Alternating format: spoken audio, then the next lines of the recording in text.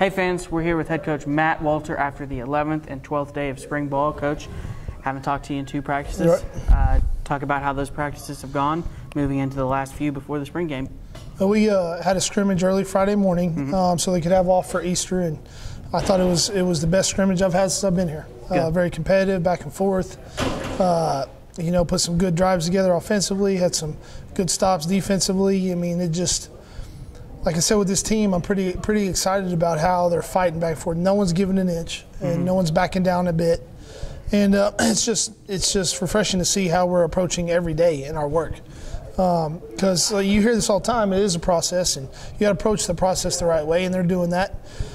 We got to stay on top of that and continue to approach our business in a workmanlike effort, and continue to get better. And they're doing that, and I'm extremely excited with what we're doing. Good. So this late into spring, competing as hard as they are. Good.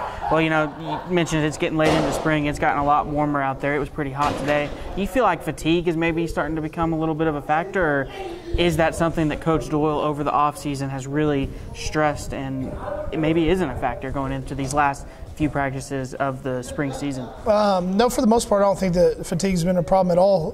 We got a couple guys that have been injured and missed a couple weeks. They're trying to get back into shape, so of course they struggle with it a little bit.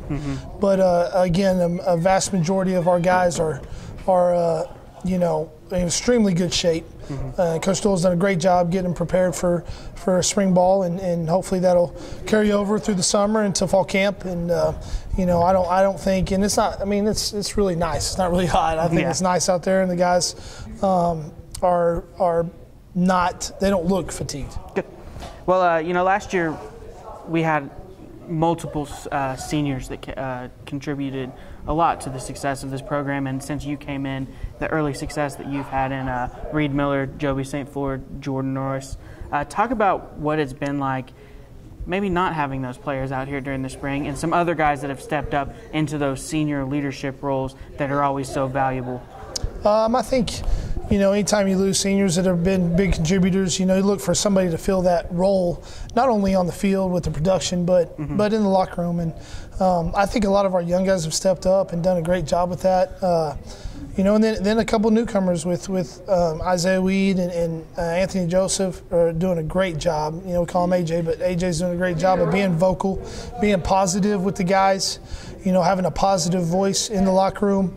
Very proud of those two guys as incoming new guys, because it's hard to – you got to do it with your work ethic and show everybody that you're going to work hard and get the job done in that area, but they haven't made any plays on the field yet. And guys have responded to the way that they have leadership abilities. But other guys that have been here, Sebastian Escalante has been great being vocal. Joe Wintrick offensively has been great, being vocal.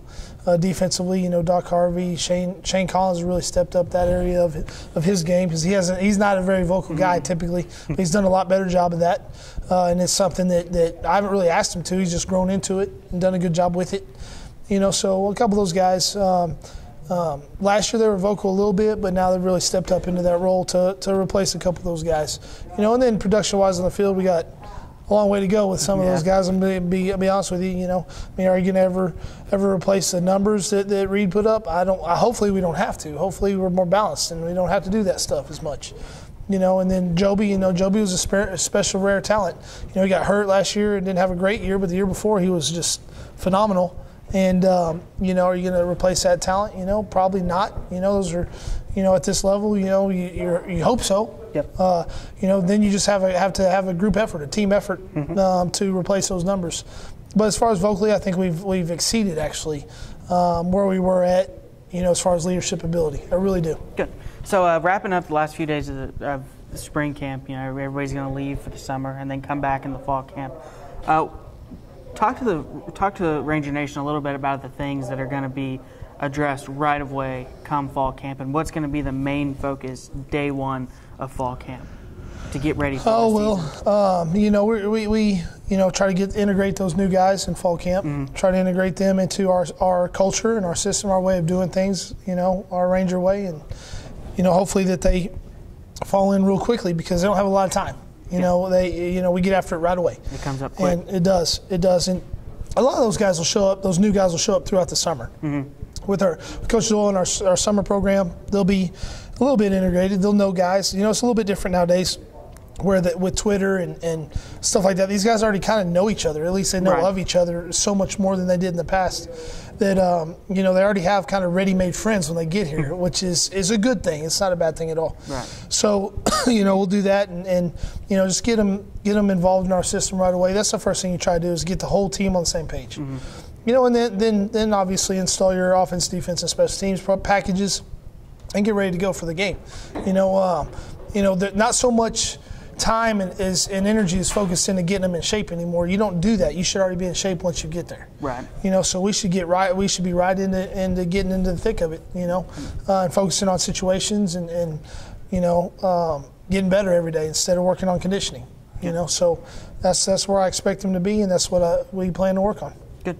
Well, what for you is going to be the major? The spring game's coming up this Saturday. So, what for you is going to be the major theme? What are you going to be most looking at as the players get on the field, as they continue to get that competitive spirit going, as it starts getting closer? What do you feel like in your mind right now are you going to be most focused on? Probably just getting out of it healthy, you know. I mean, well, and expecting them to be clean, play clean, you know, play clean football. You know, there's a way it's supposed to look, you know, and I want it to look that way. You know, there's some be plays made on both sides of the ball, and that's what I expect. And I expect them to, you know, play very physical and very hard, but at the same time take care of one another. Because the scoreboard the score on the scoreboard at the end of that night is not one that counts. So, you know, I view it as another practice. It's kind of enjoyable for the fans, and we'll play it like a game. The first half will be a game. Second half will be a running clock. And, you know, we'll do some special teams on air and, you know, hopefully get a lot in, a lot of plays in, a lot of guys get reps, you know, under the lights, and hopefully have an enjoyable experience at the same time for the fans. So, well, we hope it is a good, clean, physical style of football that we'll watch out here on Ranger Field Saturday, April 22nd at 7 p.m. Coach, appreciate your time. Thank you. Thank you very much.